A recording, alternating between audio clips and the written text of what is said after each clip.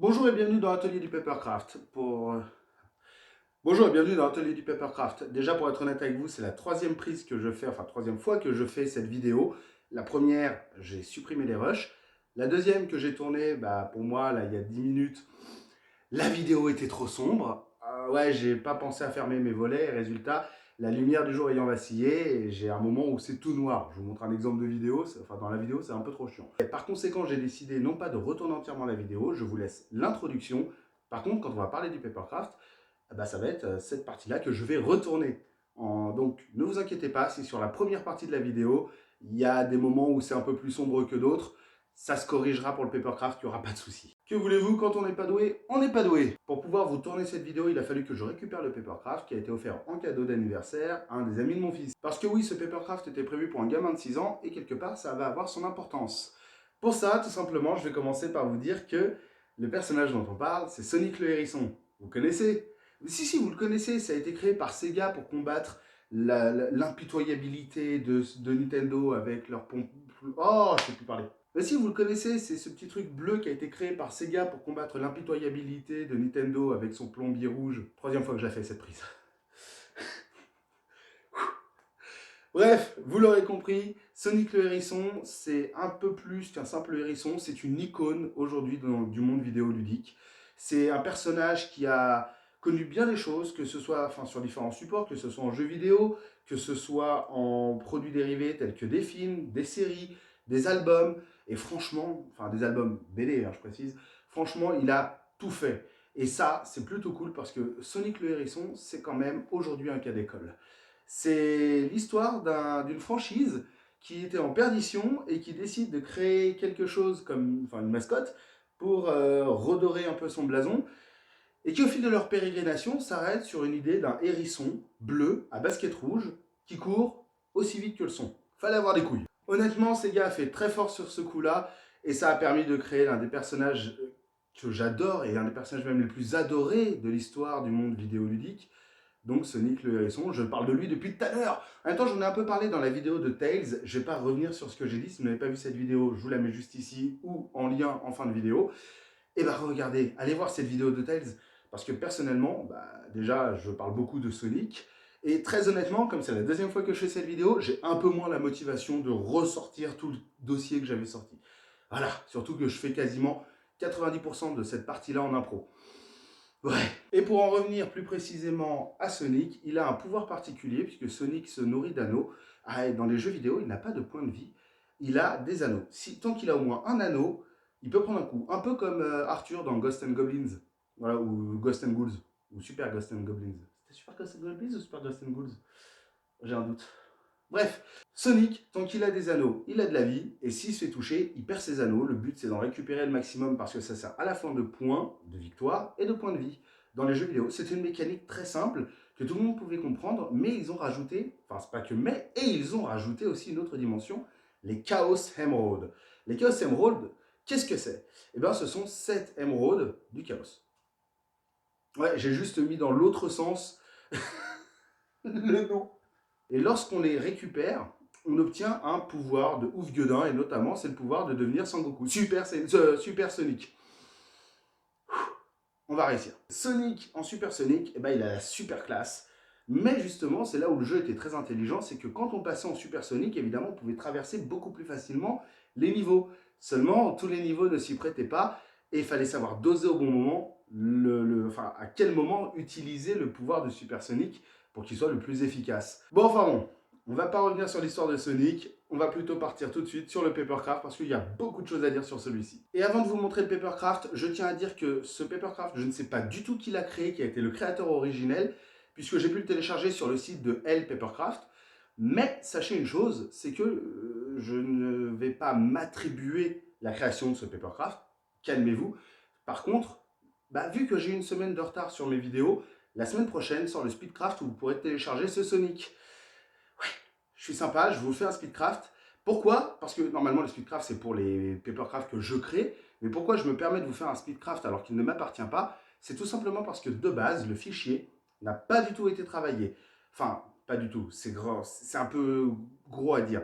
Il a pas, il a mal été travaillé. La découpe au niveau des différentes pièces, la séparation et même le placement sur feuille, tout ça, ça a été taffé, mais aucune languette n'a été convenablement travaillée. J'ai donc décidé de le refaire à ma sauce, à ma façon de voir les choses, et justement, je vais vous en parler. Et nous voilà donc avec le Papercraft de Sonic, un bon 40 cm, Sonic le hérisson, il est trop bien. Donc déjà, comme je vous l'ai dit, pourquoi est-ce que j'ai aussi modifié ce Papercraft? Et pourquoi est-ce que je vous ai parlé du fait que c'était pour un enfant de 6 ans, ou du moins pour l'anniversaire d'un des amis de mon fils? C'est parce qu'à la base, le Papercraft, il fait un doigt d'honneur. Et moi, j'ai juste changé son doigt pour le mettre à l'index levé. Et oui, ça ne change pas grand-chose, si ce n'est que ça fait un peu moins... comment dire c'est pour un enfant de 6 ans, quoi. Je ne vais pas lui offrir un truc qui fait un gros doigt d'honneur. Soyons honnêtes, surtout Sonic le hérisson.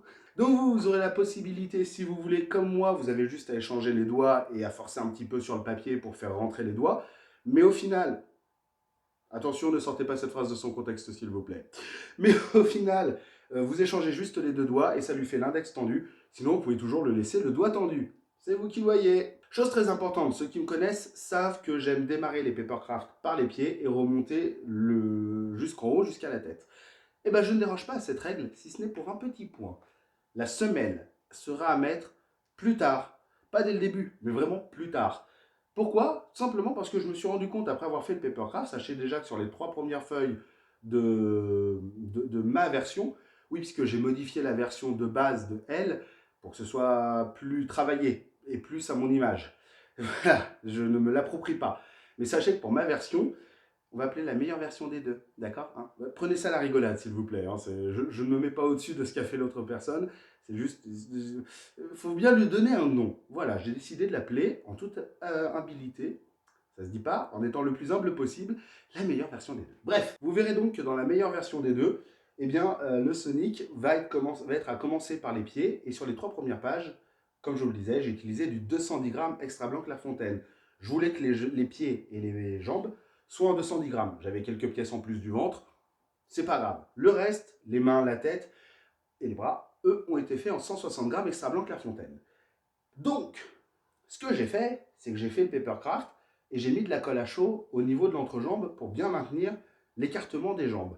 Et une fois que c'était fait, j'ai mis un peu de colle à chaud dans les épaules pour que ça tienne dans la position. Au niveau du cou, quand j'ai commencé à faire la tête, pareil pour que la position tienne bien. Et puis, je l'ai laissé comme ça. Et au bout de quelques temps, je me suis rendu compte qu'il a commencé à faire une Michael Jackson. Ça s'est plié au niveau de la cheville, de la malléole. Ça a commencé à se plier. Et il est parti se pencher en avant. Donc, qu'est-ce que j'ai fait? J'ai ouvert les semelles. À cet endroit-là, j'ai fait un gros trou dans les semelles. Et j'ai mis de la colle à chaud autour du pliage à ce niveau-là, tout en gardant la bonne forme, de manière à ce que la colle à chaud empêche qu'il penche en avant et le solidifie, le consolide à cet endroit-là. C'est pour ça que les semelles n'ont pas de languette et qu'elles seront à coller sur les pieds vers la fin. C'est tout simplement que dès que vous avez fait les pieds, dès que vous avez fait les jambes, eh bien pensez à bien mettre de la colle à chaud ici. C'est ce qui lui permettra de tenir dans le temps. Ou alors un autre système qui va le bloquer, mais la colle à chaud, ça reste une valeur sûre que tout le monde peut utiliser facilement. Mais faites attention, parce que la colle à chaud, je vous l'ai déjà dit, vous aurez beau être le barbu le plus métalleux du monde, si vous vous cramez avec, vous allez chanter comme Mika. Ça c'est clair. Donc la technique de la colle à chaud, c'est une super bonne idée.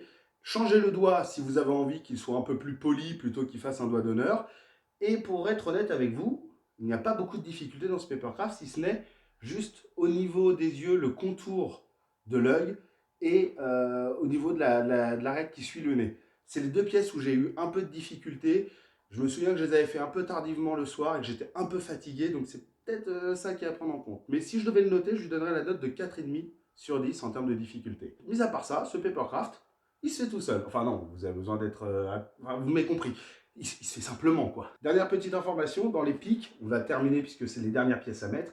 Dans les pics, je n'ai pas mis de colle à chaud, ni dans la tête, je n'y voyais pas d'intérêt, puisque tout simplement, il ne faut pas alourdir de trop ce qu'il y a au-dessus. C'est vraiment, j'ai mis au point les plus sensibles, là où il y avait pour moi nécessité de colle à chaud. Donc si vous voulez faire, je vous le rappelle, au niveau de la malléole, au niveau de la section entre la jambe et la chaussure, au niveau des épaules, au niveau du cou et au niveau du bassin, pour bien maintenir. Voilà, c'est tout. Sachez que si aussi je devais le refaire, eh bien comme pour le Tails, j'utiliserai du papier 180 grammes Canson pour tout ce qui est peau, donc bras, corps entièrement. Mais pour tout ce qui est yeux, gants et chaussures, ben, je resterai sur du 160 grammes extra blanc Clairefontaine. Le 180 grammes Canson, comme il est un peu granuleux, ça donnera un peu de texture à la peau et ça le fera un tout petit peu moins lisse qu'il ne l'est actuellement. Et je pense que ça pourrait apporter un petit plus en plus. Et je ne sais pas pourquoi j'ai pris un accent, ne me demandez pas, faut pas chercher à comprendre. J'ai dû mettre environ 10-12 heures à faire ce papercraft. Je vous rappelle une chose aussi, c'est que dans une semaine, vous pourrez télécharger le Speedcraft. Pourquoi dans une semaine? Parce que j'ai pris une semaine de retard sur mes montages. Donc je rattrape avec le Speedcraft de Sonic. Je rappelle encore une fois, je ne suis pas le créateur du papercraft, mais j'ai modifié le fichier et je vous le propose en tant que création, non pas perso, mais on va dire en collaboration. Voilà, donc juste la meilleure version des deux est en collaboration avec le créateur originel qui malheureusement n'est pas nommé et ça me fait un peu chier. Mais je tiens à lui rendre ce qui lui appartient. Je ne suis pas le créateur de ce papercraft, qu'on soit bien d'accord. Si vous ne voulez pas rater le speedcraft ou si vous ne voulez pas rater d'autres vidéos, sachez que sous le cadre de celle-ci, il y a un bouton rouge et si vous cliquez dessus, vous allez voir, ça va vous ouvrir les portes d'un monde merveilleux. C'est celui du papercraft. Alors surtout, n'hésitez pas à nous rejoindre. On est bien ici, tout simplement. Et aussi, n'hésitez pas à me laisser un pouce en l'air, à me laisser des commentaires pour me dire combien vous m'aimez, combien vous nous aimez, et surtout lui, combien lui vous l'aimez, dans l'espace commentaire, voilà, parce que ça fait toujours plaisir. Et sur ce, mesdames, mesdemoiselles, messieurs, je vous souhaite à tous de passer une bonne journée, une bonne soirée ou une bonne nuit, en fonction de l'heure à laquelle vous regardez cette vidéo. Allez, ciao. Tu dis au revoir? Il fait son timide.